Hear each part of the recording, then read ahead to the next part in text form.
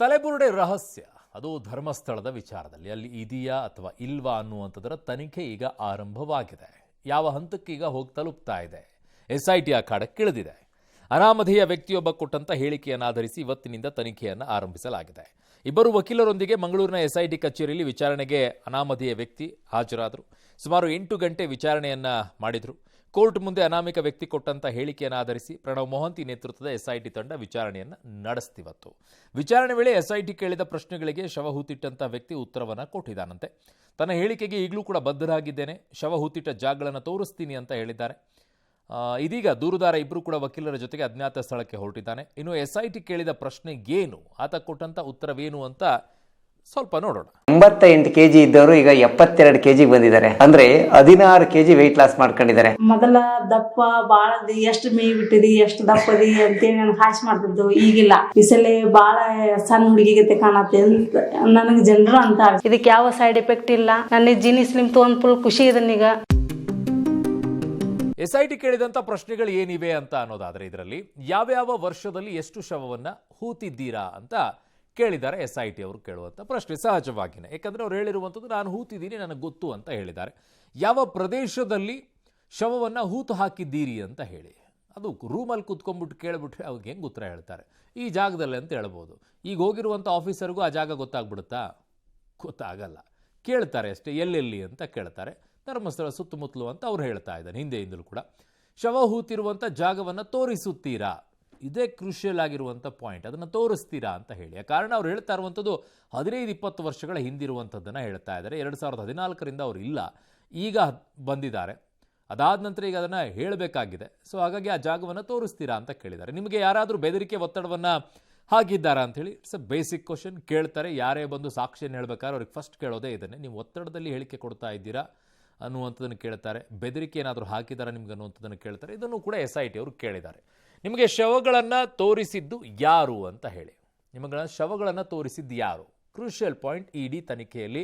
ಯಾಕೆ ಅಂತಂದರೆ ನನಗೆ ಹೇಳ್ತಾ ಇದ್ರು ನಾನು ಹೋಗಿ ಶವ ಹೂತು ಹಾಕಿ ಬರ್ತಾ ಇದ್ದೆ ಅಂತ ಹೇಳಿದ್ದು.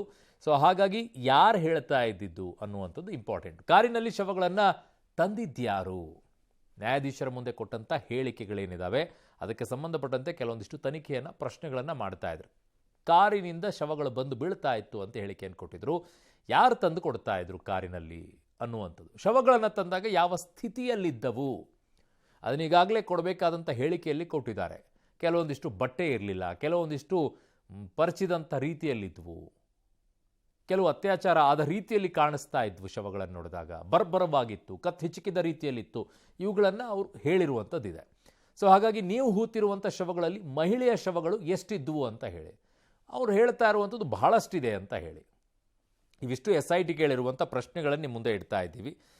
ಸೊ ಅಂದೇ ಪೊಲೀಸರ ಗಮನಕ್ಕೆ ಯಾಕೆ ನೀವು ತರಲಿಲ್ಲ ಅಂತ ಹೇಳಿ, ನೀವು ಧರ್ಮಸ್ಥಳ ಬಿಟ್ಟು ಹೋಗಿದ್ಯಾಕೆ? ಹಾಗಿದ್ದಾಗ 20 ವರ್ಷಗಳ ಬಳಿಕ ನಿಮಗೆ ಸ್ಥಳ ನೆನಪಿದೆಯಾ ಅಂತ ಕೇಳ್ತಾ ಇದ್ದಾರೆ. ಇದೇ ಸ್ಥಳ ಅಂತ ಹೇಗೆ ಹೇಳಕ್ಕೆ ಸಾಧ್ಯ ಆಗತ್ತೆ? ನಿಮ್ಮ ಹತ್ರ ಹೇಳಬಲ್ಲಿರಾ ನೀವು ಅಂತ ಕೇಳಿದ್ದಾರೆ. ಸೊ ಅದಕ್ಕೆ ಅನಾಮಿಕ ಕೊಟ್ಟಂಥ ಉತ್ತರವೂ ಕೂಡ ಈ ರೀತಿಯಾಗಿದೆ. ಏನು, ಈಗ ನನಗೆ ಪಾಪ ಪ್ರಜ್ಞೆ ಕಾಡುತ್ತಿದೆ ಅಂತ ಹೇಳಿರೋದು. ಅದಕ್ಕೋಸ್ಕರನೇ ನಾನು ಬಂದಿದ್ದೀನಿ. ನಾನು ಯಾವ ಶವಗಳನ್ನು ಹೂತಿಟ್ಟಿದ್ದೀನಿ ಅವುಗಳನ್ನೆಲ್ಲ ಆಚೆ ತೆಗೆದು ಅದಕ್ಕೆ ಶವ ಸಂಸ್ಕಾರವನ್ನು ಮಾಡಬೇಕು, ಆಗ ನನಗೆ ಒಂದಿಷ್ಟು ಸಮಾಧಾನ ಆಗುತ್ತೆ ಅಂತ. ನಾನು ಹೇಳಿದ್ದೆಲ್ಲವೂ ಕೂಡ ಸತ್ಯ ಅನ್ನುವಂಥದ್ದನ್ನು ಆ ಅನಾಮಿಕ SITಯ ಮುಂದೆಯೂ ಕೂಡ ಹೇಳಿದ್ದಾನೆ. ಸೊ ನಾನು ಶವ ಹೂತಂಥ ಜಾಗವನ್ನು ನಾನು ತೋರಿಸ್ತೀನಿ ಅಂತಲೂ ಕೂಡ ಹೇಳಿದ್ದಾರೆ. ಶವ ಹೂತಿರುವಂಥ ಜಾಗ ಏನಿದೆ ಅದನ್ನು ನಾನು ತೋರಿಸ್ತೀನಿ, ಸೋ ಕಾನ್ಫಿಡೆಂಟ್, ನನಗೆ ಎಲ್ಲವೂ ಕೂಡ ನೆನಪಿದೆ ಅಂತ ಹೇಳ್ತಾ ಇರೋದು. ಎಲ್ಲವೂ ಕೂಡ ನೆನಪಿದೆ ಅಂತ ಹೇಳಿ ಎಷ್ಟು ಶವಗಳು ಏನು ಅಂತ ಹೇಳಿ ಹುಡುಕ್ಬೇಕೀಗ. ಹೂತಿಟ್ಟ ಶವಗಳಲ್ಲಿ ಮಹಿಳೆಯರದ್ದೇ ಹೆಚ್ಚು ಅಂತೇಳಿ ಪರ್ಟಿಕ್ಯುಲರ್ ಆಗಿ ಇಷ್ಟೇ ಅಷ್ಟೇ ಅಂತ ನಂಬರ್ಸ್ಗಳಿಲ್ಲ, ಅವರದ್ದೇ ಜಾಸ್ತಿ ಅನ್ನುವಂಥದ್ದನ್ನು ಇಲ್ಲಿ ವ್ಯಕ್ತಿ SITಯ ಮುಂದೆ ಹೇಳಿರೋದು. ಕೆಲ ಮಹಿಳೆಯರ ಶವಗಳು ನಗ್ನ ಸ್ಥಿತಿಯಲ್ಲಿದ್ದವು ಅನ್ನುವಂಥದ್ದನ್ನು ಹೇಳ್ತಾರೆ. ಈಗ ಅನೇಕ ಕಡೆಗಳಲ್ಲಿ ನೀರಿನಲ್ಲಿ ತೇಲ್ಕೊಂಡು ಬಂದಿರುವಂಥ ಶವಗಳು ಬಟ್ಟೆ ಇರೋದಿಲ್ಲ, ಬಟ್ಟೆ ಎಲ್ಲ ಹರಿದೋಗ್ಬಿಟ್ಟಿರುತ್ತೆ, ನೀರಲ್ಲಿ ನೆಂದು ಬಟ್ಟೆ ಎಲ್ಲ ಕಿತ್ಕೊಂಡು ಹೋಗಿರುತ್ತೆ, ಬಾಡಿಗಳು ನಗ್ನ ಸ್ಥಿತಿಯಲ್ಲಿರುತ್ತೆ. ಇಲ್ಲಿ ಯಾವ ಪರಿಸ್ಥಿತಿಯಲ್ಲಿದ್ವು? ನಗ್ನ ಸ್ಥಿತಿಯಲ್ಲಿದೆ, ಕರೆಕ್ಟ್. ಅದರ ಮೇಲೆ ಯಾವ ರೀತಿಯಾಗಿ ಪರಿಸ್ಥಿತಿ ಇತ್ತು? ಇವೆಲ್ಲ ಅನಾಥ ಶವಗಳು ಅಂತ ನಾನು ಭಾವಿಸಿದ್ದೆ ಅಂತ ಆರಂಭದಲ್ಲಿ ಸಿಕ್ಕಾಗ, ಅದ ನಂತರ ನನಗೆ ಅನುಮಾನ ಬರಲು ಶುರುವಾಯಿತು. ಸೇಮ್ ಅವರೇನು ಇದರಲ್ಲಿ ಹೇಳಿದ್ದಾರೆ ಅದನ್ನೇ SITಯ ಮುಂದೆಯೂ ಕೂಡ ಹೇಳುವಂಥ ಪ್ರಯತ್ನವನ್ನು ಮಾಡಿದ್ದಾರೆ. ನನಗೆ ಯಾರ ಭಯವೂ ಕೂಡ ಇಲ್ಲ, ಯಾವ ಒತ್ತಡವೂ ಕೂಡ ಇಲ್ಲ ಅನ್ನುವಂಥದ್ದನ್ನು ಆ ವ್ಯಕ್ತಿ ಹೇಳ್ತಾ ಇರೋದೀಗ SITಯ ಮುಂದೆ. ಸಮಗ್ರ ತನಿಖೆಯನ್ನು ನಡೆಸಿ ತಪ್ಪಿತಸ್ಥರಿಗೆ ಶಿಕ್ಷೆ ಕೊಡಿ ಅಂತ ಕೇಳ್ತಾ ಇದ್ದಾರೆ.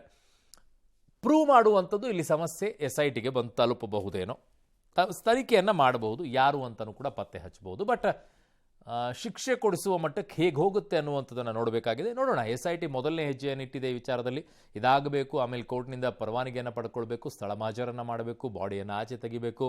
ಅದರಲ್ಲಿ ಮೂಳೆ ಸಿಗುತ್ತಾ ಅಥವಾ ಸಿಗಲ್ವಾ? ಕೆಲವು ಸಿಗಬಹುದು, ಕೆಲವು ಸಿಗಲಿಕ್ಕಿಲ್ಲ. ಸಿಕ್ಕಾಗ ಅದನ್ನು DNA ಮ್ಯಾಚ್ ಮಾಡಬೇಕು. DNA ಮ್ಯಾಚ್ ಮಾಡಬೇಕು ಅಂತಂದರೆ ಆ ಏಜ್ ಗ್ರೂಪಲ್ಲಿ ಅದು ಹುಡುಗಾನ ಹುಡುಗಿನ ಅನ್ನುವಂಥದ್ದನ್ನು ಪತ್ತೆ ಹಚ್ಚಬೇಕು. ಪೂರ್ಣ ಅಸ್ಥಿಪಂಜರ ಸಿಕ್ಕರೆ ಗೊತ್ತಾಗುತ್ತೆ, ಇಲ್ಲದೇ ಇದ್ದರೆ ಕಷ್ಟ ಆಗುತ್ತೆ. ಅದಾದ ನಂತರ ಲೆಕ್ಕಾಚಾರ ಹಾಕಿ ಯಾವ್ಯಾವ ನಾಪತ್ತೆ ಆಗಿದ್ದಾರೆ ಅದನ್ನು ಲಿಸ್ಟ್ ಔಟ್ ಮಾಡ್ತಾರೆ. ಈಗ ಫಸ್ಟ್ ಆಗುವಂಥದ್ದು ನಾಪತ್ತೆ ಆಗಿರುವಂಥದ್ದು ಯಾರ್ಯಾರು, ಎಷ್ಟು ಪೊಲೀಸ್ ಸ್ಟೇಷನಲ್ಲಿ ಕಂಪ್ಲೇಂಟ್ ಆಗಿದೆ, 20 ವರ್ಷಗಳಿಂದ ನಾಪತ್ತೆ ಆಗಿರುವಂಥ ಕಂಪ್ಲೇಂಟ್ಗಳು ಯಾವ್ಯಾವುದಿದ್ದಾವೆ, ಅದರಲ್ಲಿ ಯಾರ್ಯಾರ ಹೆಸರಿದೆ, ಇದಕ್ಕೂ ಅದಕ್ಕೂ ಮ್ಯಾಚ್ ಮಾಡ್ತಾರೆ. ಟ್ಯಾಲಿ ಆಗುತ್ತಾ ಇಲ್ಲ ಅಂತ ನೋಡ್ತಾರೆ.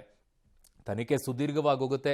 ಸಿಗುವಂಥ ಪ್ರತಿಯೊಂದು ದೇಹಕ್ಕೂ ಕೂಡ ಅಲ್ಲಿ ಅಸ್ಥಿಪಂಜರ ಸಿಕ್ಕರೆ ಅದರದ್ದೇ ಆದಂಥ ತನಿಖೆಗಿಳಿಬೇಕು. ಯಾರದ್ದಿದು, ಯಾವಾಗ, ಏನಾಯಿತು, ಎಷ್ಟನೇ ವಯಸ್ಸಿಗೆ, ಯಾರ ಜೊತೆಗಿದ್ರು, ಅವಾಗಿನ ಕೇಸ್ ಏನು, ಡೀಟೇಲಾಗಿ ಹೋಗಬೇಕಾಗತ್ತೆ. ಅಷ್ಟು ಸುಲಭದಾಗಿ ಈಗ 1 ವಾರ, 15 ದಿನ, 1 ತಿಂಗಳು, 2 ತಿಂಗಳು ಚಾನ್ಸೇ ಇಲ್ಲ. ವರ್ಷಾನುಗಟ್ಟಲೆ ಹೋಗುತ್ತೆ. ಬರೆದಿಟ್ಕೊಳ್ಳಿ. ಇನ್ನು ಮುಂದಿನ ಸುದ್ದಿಗೆ ಹೋಗೋದಾದರೆ ಇದು ಬಹಳ ನಂಗೆ ಅರ್ಥ ಆಗಲ್ಲ.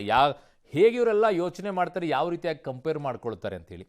ನಾಲ್ವಡಿ ಕೃಷ್ಣರಾಜ ಒಡೆಯರ್ಗಿಂತ ಸಿದ್ದರಾಮಯ್ಯನವರು ಮೈಸೂರನ್ನು ಹೆಚ್ಚು ಅಭಿವೃದ್ಧಿಪಡಿಸಿದ್ದಾರೆ ಅನ್ನುವಂಥ ಯತೀಂದ್ರ ಸಿದ್ದರಾಮಯ್ಯನವರ ಹೇಳಿಕೆ ಈಗ ವ್ಯಾಪಕ ಟೀಕೆಗೆ ಗುರಿಯಾಗಿದೆ.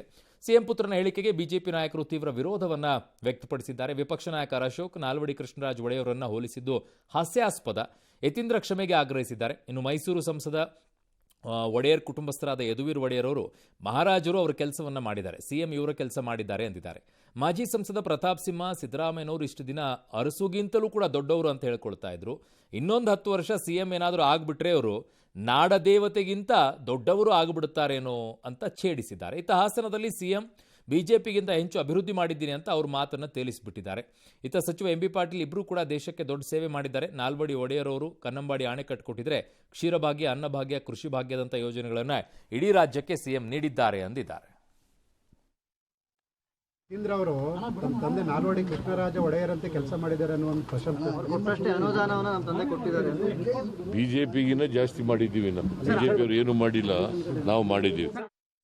ಮುಖ್ಯಮಂತ್ರಿ ಅವರು ಇರ್ಬೋದು, ಈಗ ಡಾಕ್ಟರ್ ಯತೀಂದ್ರ ಅವರು ಇರ್ಬೋದು, ನಾನು ಇವ್ರಿಗಿಂತ ಜಾಸ್ತಿ ಅವ್ರಿಗಿಂತ ಜಾಸ್ತಿ ಹೇಳೋದ್ ಬದಲು ಆವತ್ತು ಅವ್ರು ಮಾಡಿರೋ ಕೆಲಸ, ನಾಲ್ವಡಿ ಅವ್ರು ಇರ್ಬೋದು, ಅವರ ತಂದೆ ಚಾಮರಾಜ ಒಡೆಯರ್ ಇರ್ಬೋದು, ಅವ್ರು ಮುಂದೆ ಬಂದಿರುವಂಥದ್ದು ಜಯಚಾಮರಾಜ ಒಡೆಯರ್ ಇರ್ಬೋದು. ಇಲ್ಲಿ ಜನಸಾಮಾನ್ಯರಿಗೆ ಸತ್ಯ ಗೊತ್ತಿದೆ. ನಾನು ಹೇಳೋದ್ಗಿಂತ ಜಾಸ್ತಿ ನಮ್ಮ ವಂಶದವ್ರು ನಾನು ಮಾತಾಡೋದ್ರಲ್ಲಿ ಏನು ಅರ್ಥ ಇಲ್ಲ. ನೀವು ಬಂದು ಸಾಮಾನ್ಯರಿಗೆ ಬಂದು ಕೇಳಿ, ನಿಮಗೆ ಗೊತ್ತಾಗುತ್ತೆ ಯಾರು ಏನು ಮಾಡಿದ್ದಾರೆ ಇಲ್ವೋ ಅಂತ. ತಂದೆ ಮೇಲೆ ಇರುವಂತ ಅಭಿಮಾನ ಅಲ್ಲ ಅಂತ ಹೇಳಿದ್ದಾರೆ. ಕರ್ನಾಟಕಕ್ಕೆ ಆ ಒಡೆಯರವರ ಕಾಣಿಕೆ KRS ಅನ್ನ ಕಟ್ಟಿದ್ರು. ಇವತ್ತು ಆ KRS ಇಂದ ಅನ್ನ ತಿಂತಾ ಇದ್ದೀರಿ.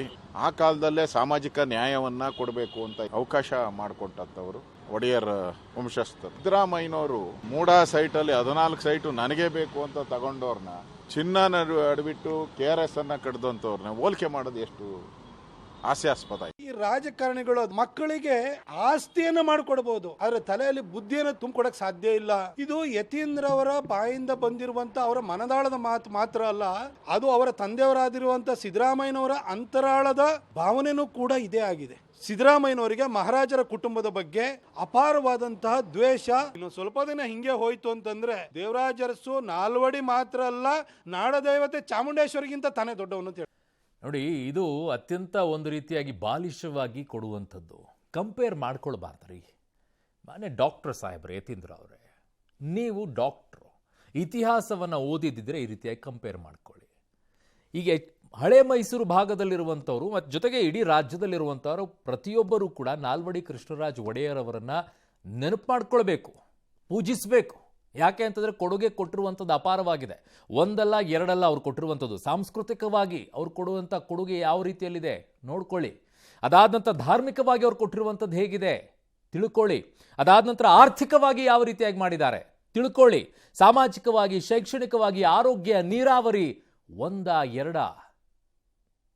ಎರಡ ನೀವೀಗ ಪ್ರಾಥಮಿಕ ಮತ್ತು ಮಾಧ್ಯಮಿಕ ಶಿಕ್ಷಣವನ್ನು ಉಚಿತವಾಗಿ ಅನ್ನುವಂಥದ್ದನ್ನು ಹೇಳ್ತಾ ಇದ್ರು. ಅವರು ಅವತ್ತೇ ಉಚಿತ ಶಿಕ್ಷಣದ ವಿಚಾರದಲ್ಲಿ ಮಾತನಾಡಿದ್ರು. ಅದರಲ್ಲೂ ಕೂಡ ಕಡ್ಡಾಯ ಅನ್ನುವಂಥದ್ದನ್ನು ಅವತ್ತೇ ಮಾಡಿದ್ರು. ನೀರಾವರಿ ವಿಚಾರದಲ್ಲಿ ಅವತ್ತೇ ಅವರು ಹೇಳಿದ್ರು. ನಾನು ಉತ್ತರ ಕರ್ನಾಟಕದವರಾದರೂ ಕೂಡ ಹಳೆ ಮೈಸೂರು ಭಾಗದಲ್ಲಿ ನಾಲ್ವಡಿ ಕೃಷ್ಣರಾಜ ಒಡೆಯರ್ ಅವರು ಏನು ಕೊಡುಗೆ ಇದೆ ಅನ್ನೋದನ್ನು ಅರ್ಥಕೊಂಡಿದ್ದೀನಿ. ಹಳೆ ಮೈಸೂರು ಭಾಗದಲ್ಲಿರುವಂಥವ್ರು ನಿಮಗೆ ಗೊತ್ತಿಲ್ಲ ಅಂದರೆ ಏನ್ರಿ ಮಾಡೋಣ? ಯಾವುದನ್ನು ಕಂಪೇರ್ ಮಾಡ್ಕೊಳ್ತಾ ಇದ್ದೀರಾ ನೀವು? ಆ ಪುರುಷನನ್ನು ಅವ್ರು ಇಲ್ಲದೆ ಇದ್ದಿದ್ರೆ ನೀರಾವರಿಗೆ ಬಡ್ಕೊಳ್ತಾ ಇದ್ರಿ. ಇವತ್ತು ಹಳೆ ಮೈಸೂರು ಭಾಗದಲ್ಲಿ ನೀರಿಗೋಸ್ಕರ ಬಡ್ಕೊಳ್ತಾ ಇದ್ರಿ. ಅದ್ರ ಪಾಡಿಗೆ ಅದು ಹರ್ಕೊಂಡು ಹೋಗ್ತಾ ಇತ್ತು ಕಾವೇರಿ, ಒದ್ದಾಡ್ತಾ ಇದ್ರಿ ನೀವು. ಅವರು ಕಂಪೇರ್ ಮಾಡ್ಕೊಳ್ತಾ ಇದ್ದೀರಾ. ಏಷ್ಯಾ ಖಂಡದಲ್ಲೇ ಮೊದಲನೇ ಬಾರಿ ಜಲವಿದ್ಯುತ್ತನ್ನು ತಂದಿರುವಂಥದ್ದು ನಾಲ್ವಡಿ ಕೃಷ್ಣರಾಜ ಒಡೆಯರ್ ಅವರು. ಒಂದ ಎರಡ? ಮೈಸೂರು ವಿಶ್ವವಿದ್ಯಾಲಯ ಯಾರದ್ದು ಕೊಡುಗೆ? ವಾಣಿವಿಲಾಸ್ ಡ್ಯಾಮ್ ಯಾರದ್ದು? KRS ಯಾರದ್ದು? ಎಷ್ಟಿದೆ ನಿಮ್ಗೆ ಲಿಸ್ಟ್ಗಳನ್ನು ಕೊಡ್ತಾ ಹೋದ್ರೆ ಸಾಲು ಸಾಲಿ ಪಟ್ಟಿಯನ್ನು ಕೊಡಬಲ್ಲೆ. ಭದ್ರಾವತಿ ಕಬ್ಬಿಣ ಉಕ್ಕಿನ ಕಾರ್ಖಾನೆ ಯಾರು? ಮೈಸೂರು ಸ್ಯಾಂಡಲ್, ಮೈಸೂರಿನಲ್ಲಿ ನಿಮಗೆ ಆಯಿಲ್ ಮಿಲ್ ಅಂತಿದೆ, ಅದನ್ನು ತಂದವರು ಯಾರು? ಎಷ್ಟು ಹೇಳೋನ್ರಿ? ಪೇಪರ್ ಮಿಲ್ಲನ್ನು ತಂದರು. ಏನು ಅವ್ರು ಯಾವುದರಲ್ಲಿ ಕೊಡುಗೆ ಇಲ್ಲ ಹೇಳಿ? ಯಾವುದರಲ್ಲಿ ಇಲ್ಲ ಅವರದ್ದು? ಆಮೇಲೆ ಅವರದ್ದು ಪ್ರಗತಿಪರ ಮತ್ತು ಸ್ವಾವಲಂಬಿ, ಅದರ ಜೊತೆಗೆ ಸ್ವಹಿತಕ್ಕಾಗಿ ಮಾಡಲಿಲ್ಲ. ಅವರು ಸ್ವಹಿತಕ್ಕಾಗಿ ಮಾಡಲಿಲ್ಲ, ಎಲ್ಲವನ್ನ ಕೂಡ ಸಾರ್ವಜನಿಕರ ಹಿತಕ್ಕೋಸ್ಕರ ಮಾಡಿದ್ರು. ಎಷ್ಟು ರಾಜಕಾರಣಿಗಳು ಮಾಡ್ತಾ ಇದ್ದೀರಾ ಅಂಥದ್ದು ಶೋಮೆ? ಆಮೇಲೆ ಕನಿಷ್ಠ ಕಾಮನ್ ಸೆನ್ಸ್ ಬೇಕು. ಈಗ ಸಂವಿಧಾನದ ಅಡಿಯಲ್ಲಿ ನೀವೆಲ್ಲ ಇದ್ದೀರಾ, ನಿಮ್ಮ ಹತ್ರ ಎಲ್ಲ ಬಂದಿದೆ ಸಂಪನ್ಮೂಲಗಳು. ಅವತ್ತು ಯಾವ ಸಂಪನ್ಮೂಲಗಳು ಇಲ್ಲ. ಬ್ರಿಟಿಷರ ಆಳ್ವಿಕೆ ಇತ್ತು ಆ ಸಂದರ್ಭದಲ್ಲಿ. 1902ರಿಂದ 1940 ಅವರ ಅವಧಿ. ಆ ಅವಧಿಯಲ್ಲಿ ಬ್ರಿಟಿಷರ ಆಡಳಿತದ ಮಧ್ಯದಲ್ಲಿ ಸ್ವತಂತ್ರ ಸಿಕ್ಕಿರಲಿಲ್ಲ. ಅದರ ಮಧ್ಯದಲ್ಲಿ ಅವರು ಮಾಡಿರುವಂಥ ಸಾಧನೆಗಳನ್ನು ನೀವು ಈಗ ಕಂಪೇರ್ ಮಾಡ್ಕೊಳ್ತಾ ಇದ್ದೀರಾ. ಒಂದು ಹೇಳಿ ಯತೀಂದ್ರ ಅವರೇ, ಈಗ ನಾನು ಹೇಳಿದ್ನಲ್ಲ ಲಿಸ್ಟ್, ಇಂಥದ್ದು ಒಂದು ಹೇಳಿ ನನಗೆ ಸಿದ್ದರಾಮಯ್ಯನವರು ಇಂಥದ್ದು ಕೊಡುಗೆ ಕೊಟ್ಟಿದ್ದಾರೆ. ಅನ್ನಭಾಗ್ಯದ ಬಗ್ಗೆ ಮಾತನಾಡ್ತೀರಾ. ಅನ್ನಭಾಗ್ಯ ನಿಮ್ಮದಲ್ಲ. ಅನ್ನಭಾಗ್ಯವನ್ನ ಮನಮೋಹನ್ ಸಿಂಗ್ ಅವರು ಇದ್ದಂಥ ಸಂದರ್ಭದಲ್ಲಿ ಫುಡ್ ಸೆಕ್ಯೂರಿಟಿ ಬಿಲ್ನ ಅಡಿಯಲ್ಲಿ ತಂದಿರೋದು. ಪ್ರತಿಯೊಬ್ಬರು ಕೂಡ ಹಸಿವಿನಿಂದ ಇರಬಾರದು ಅಂತೇಳಿ ಫುಡ್ ಸೆಕ್ಯೂರಿಟಿ ಆಕ್ಟ್ ಅಡಿಯಲ್ಲಿ ಬಂತದು. ಅದು ನಿಮ್ಮ ಹೆಸರು ಹೇಳ್ಕೊಂಡು ಅನ್ನಭಾಗ್ಯ ನಾನು ಕೊಟ್ಟೆ ಅಂತ ಹೇಳಿ. ಎಲ್ಲಿದೆ ನಿಮ್ಮದು? ಒಂದು ತೋರಿಸಿ ನನಗೆ. ಮೈಸೂರಿಗೆ ಕೊಡುಗೆ ಇದೆ, ಆಯಿತು. ಮೈಸೂರಿಗೆ ಕೊಡುಗೆ ಇಲ್ಲದೆ ಬಜೆಟ್ನಲ್ಲಿ ಘೋಷಣೆ ಮಾಡಕ್ಕೆ ಹೇಳಿ. ಪ್ರಿಯಾರಿಟಿ ಅದು ಮೂಲಭೂತ ಸೌಕರ್ಯಗಳನ್ನು. ಅವಾಗ ಮೂಲಭೂತ ಸೌಕರ್ಯಗೋಸ್ಕರ ಹೋರಾಡಿದ್ರು ನಾಲ್ವಡಿ ಕೃಷ್ಣರಾಜ ಒಡೆಯವರು. ಮನೆಯಲ್ಲಿರುವಂಥ ಚಿನ್ನವನ್ನು ಅಡ ಇಟ್ಟರು. ನಿಮ್ಮ ಮನೆಯಲ್ಲಿರುವಂಥದ್ದು ಎಷ್ಟು ಅಡ ಇಟ್ಬಿಟ್ಟು ಏನು ಮಾಡಿದ್ರಿ? ಕಟ್ಟಿರೋ ಟ್ಯಾಕ್ಸನ್ನು ವಸೂಲಿ ಮಾಡಿ ಅಂತ ಹೇಳಿದ್ರಲ್ಲ. 1,20,000 ಕೋಟಿ ಅಲ್ಲ, 1,20,00,000 ಏನಿದೆ ವಸೂಲಿ ಮಾಡಿ ಅಂತ ಹೇಳಿದ್ರಲ್ಲ. ಗನ್ಸಾಲ್ ಅಂತ ಹೇಳಿ GST ನಂಬರ್ 2 ಅಲ್ಲಿ ಇದೀವಿ, ನಂಬರ್ 1ಗೆ ಬರಬೇಕು ಅಂತ ಹೇಳಿ ಟ್ಯಾಕ್ಸ್ ವಸೂಲಿ ಮಾಡಿ ಮಾಡಿ ಮಾಡಿ ಮಾಡಿ ಕೊಟ್ರಿ. ಗ್ಯಾರಂಟಿಗಳ ಸ್ಕೀಮ್ ನಿಮ್ದಲ್ಲ, ಕಾಂಗ್ರೆಸ್ನವ್ರ ಮೇಲಿಂದ ಹೇಳಿದ್ರು, ಅದನ್ನು ಮಾಡಿದ್ದೀರಾ. ಯಾವುದಿದೆ ಮಾನ್ಯ ಸಿದ್ದರಾಮಯ್ಯನವರೇ? ನಿಮ್ಮ ಮಗ ಹಂಗೆ ಹೇಳಿದ್ದಾರೆ ಅಂತಂದಾಗ ಅಟ್ಲೀಸ್ಟ್ ನೀವು ತಿಳಿದವರಾದರೂ ಹೇಳಬೇಕಿತ್ತಾನೆ, ಡೋಂಟ್ ಕಂಪೇರ್ ವಿತ್ ಹಿಮ್ ಅಂತ ಹೇಳಿ. ಅವರ ಜೊತೆ ಕಂಪೇರ್ ಮಾಡಬೇಡಿ ನನ್ನನ್ನು ಅಂತ ಹೇಳಿ. ಅದನ್ನು ಹೇಳೋಷ್ಟು ಬರಲಿಲ್ವಾ ನಿಮಗೆ? ಯತೀಂದ್ರ ಅವ್ರು ಹೇಳಿದ್ದು ಅವರು, ನೀವು ಹೇಳೋದು ನಾನು BJPಗಿಂತಲೂ ಕೂಡ ಜಾಸ್ತಿ ಮಾಡಿದ್ದೀನಿ. ಏನು ಒಂದಾದರೂ ಹೇಳ್ರಿ, ಇಂಥದ್ದು ಕೊಡುಗೆ ಇದೆ ನನಗೆ. ಆಮೇಲೆ ಈಗ ನಿಮ್ಮನ್ನು ನೆನೆಸ್ಕೊಳ್ಳೋದಲ್ಲ, ನಿಮ್ಮ ಅವಧಿ ಎಲ್ಲ ಮುಗಿದಾದ ನಂತರ ಇನ್ನೊಂದು 10-15 ವರ್ಷ ಆದ ನಂತರ ಜನ ಅವಾಗ ಡಿಸೈಡ್ ಮಾಡ್ತಾರೆ, ಸಿದ್ದರಾಮಯ್ಯನವ್ರದ್ದು ಕೊಡುಗೆ ಇದಿತ್ತು ಅಂತ ಹೇಳಿ. ನಿಮ್ಮನ್ನು ನೀವೇ ಹೊಗಳುತ್ತಾ ಹೋಗ್ಬಿಟ್ರೆ, ದೇವರಾಜ್ ಅರಸೂರ್ ಜೊತೆಗೆ ನಾನು ಎಲ್ಲವೂ ನೀನೇ ಹೇಳ್ಕೊಂಡು ಹೋಗ್ತಾರೆ. ಯು ಕಾಂಟ್ ಕಂಪೇರ್ ಅವ್ರ ಜೊತೆಗೆ. ಹೋರಾಟದ ಹಾದಿಯಿಂದ ಬಂದಂಥವ್ರು ಅಲ್ಲ ನೀವು. ನಿಮಗೆ ತಟ್ಟೆಯಲ್ಲಿ ಅನ್ನ ಇಟ್ಟು ಬಂದು ಕೂತ್ಕೊಂಡಿರುವಂಥದ್ದು ಅಧಿಕಾರದಲ್ಲಿದ್ರು. ಕಾಂಗ್ರೆಸ್ ಪಕ್ಷವನ್ನು ಕಟ್ಟಿದ್ರಾ ಸಿದ್ದರಾಮಯ್ಯನವರು? JDS ಪಕ್ಷವನ್ನು ಕಟ್ಟಿದ್ರಾ? ಜನತಾದಳ ಇದ್ದಾಗ ಸಿದ್ದರಾಮಯ್ಯನವರು ಬಂದರು, ಏನಾಯ್ತು ಆಮೇಲೆ? ಆಯ್ತು, ಒಂದಿಷ್ಟು ವೋಟ್ಸ್ಗಳಂತ ಸೀಟ್ಗಳನ್ನು ತಂದರು. ಕಟ್ಟಿರುವಂಥದ್ದು ಹೋರಾಟ ಏನಿದೆ? ಬಂಗಾರಪ್ಪನವರ ರೀತಿಯಲ್ಲಿ, ಇಲ್ಲ ದೇವರಾಜ್ ಅರಸು ಅವರ ರೀತಿಯಲ್ಲಿ ಏನಿದೆ? ಕಾಂಗ್ರೆಸ್ಸಲ್ಲಿ ಅಧಿಕಾರಕ್ಕೆ ಬಂದರೆ ಅಧಿಕಾರ ಸಿಕ್ತು, ಪವರ್ ಎವ್ರಿ ಟೈಮ್ ಪವರಲ್ಲಿ ಇದ್ದೀರಾ. ನೀವು ಬಂದ್ರಿ, ನಿಮ್ಮ ಜೊತೆಗೆ ಊಟ ಇತ್ತು, ನಿಮ್ಮ ಜೊತೆಗೆ ಊಟ ಮಾಡುವಂಥವ್ರು ಚೆನ್ನಾಗಿ ಊಟ ಮಾಡಿದರು. ಇಲ್ಲ ಹೇಳಿ, ಒಂದು ಪಟ್ಟಿ ಬಿಡುಗಡೆ ಮಾಡಿ ಡಾಕ್ಟರ್ ಯತೀಂದ್ರ ಅವರೇ, ಏನಿದೆ ಸಾಧನೆ, ಇಂಥ ಸಾಧನೆಗಳನ್ನು ಮಾಡಿದ್ದಾರೆ ಅಂತೇಳಿ ಒಂದು ಹೇಳಿ. ನಾನೇ ಹೇಳ್ತೀನಿ ಬೇಕಿದ್ರೆ ಏನೇನು ಸಾಧನೆಗಳು ಅನ್ನೋದನ್ನು ನೀವು ಪಟ್ಟಿ ಕೊಡಿ ನನಗೆ. ಸುಮ್ಮನೆ ಹೇಳಿಬಿಟ್ಟು ಅವ್ರ ಜೊತೆ ಕಂಪೇರ್ ಮಾಡಿದ್ರೆ ಅವಮಾನ ಮಾಡಬೇಡಿ ನಾಲ್ವಡಿ ಕೃಷ್ಣರಾಜ ಒಡೆಯರವರಿಗೆ. ಇಡೀ ರಾಜ್ಯ ನೆನಪಿಸ್ಬೇಕು ಅದು. ಜೊತೆಗೆ ಹಳೆ ಮೈಸೂರು ಭಾಗದವರು ಕೈ ಮುಗಿಬೇಕು ಅವರನ್ನು. ನೀವು ಹೋಗ್ಬಿಟ್ಟು ಅವ್ರ ಜೊತೆ ಕಂಪೇರ್ ಮಾಡ್ಕೊಳ್ತಾ ಇದ್ದೀರ. ಅತಿ ಆಗ್ತಾ ಇದೆ ಇದು. ಅಂಥವ್ರ ಜೊತೆ ಕಂಪೇರ್ ಮಾಡಬೇಡಿ. ನೀವು ಕಂಪೇರ್ ಮಾಡೋಕ್ಕೆ ಸಾಧ್ಯನೇ ಇಲ್ಲ. ನೀವು ಅವ್ರಿಗೆ ಸಾಧ್ಯನೂ ಆಗಲ್ಲ. ಅವ್ರಿಗಿಂತಲೂ ಜಾಸ್ತಿ ಜೋಕಿಗೀಡಾಗ್ತೀರ, ನಗೆ ಪಾಟ್ಲಿಗೆ ಅಷ್ಟೇ. ಇನ್ನು ಸಾಮಾನ್ಯವಾಗಿ ಅಧಿಕಾರಿಗಳ ಸಭೆ ಮಾಡುವಂಥದ್ದು ಮುಖ್ಯಮಂತ್ರಿಗಳು, ಉಪಮುಖ್ಯಮಂತ್ರಿಗಳು ಮಾಡ್ತಾರೆ. ಆದರೆ ಕಾಂಗ್ರೆಸ್ನ ಉಸ್ತುವಾರಿ ರಣದೀಪ್ ಸಿಂಗ್ ಸುರ್ಜೇವಾಲಾ ಅಧಿಕಾರಿಗಳ ಸಭೆ ನಡೆಸಿದ್ದಾರೆ ಅನ್ನೋ ಸುದ್ದಿ ಸಿಕ್ಕಾಪಟ್ಟೆ ಓಡಾಡ್ತಾ ಇದ್ದಾರೆ. ಇದು ಆದರೆ DCM DK ಶಿವಕುಮಾರ್ ಈ ಸುದ್ದಿಯನ್ನು ನಿರಾಕರಿಸಿಬಿಟ್ಟಿದ್ದಾರೆ. ಸುರ್ಜೇವಾಲಾ ಅವರು ಈ ರೀತಿಯ ಸಭೆಯನ್ನು ನಡೆಸಿಲ್ಲ ಅಂತ ಸ್ಪಷ್ಟಪಡಿಸಿದ್ದಾರೆ. ಇನ್ನು ಪರಮೇಶ್ವರ್, DK ಸುರೇಶ್ ಸಹಿತ ಕಾಂಗ್ರೆಸ್ ನಾಯಕರು ಇದೆಲ್ಲ ಅಲ್ಲಗಳೆದು ಬಿಟ್ಟಿದ್ದಾರೆ. ಆದರೆ BJP ನಾಯಕರು ಮಾತ್ರ ಈ ಬೆಳವಣಿಗೆಗೆ ಅಸಮಾಧಾನವನ್ನು ವ್ಯಕ್ತಪಡಿಸಿದ್ದಾರೆ.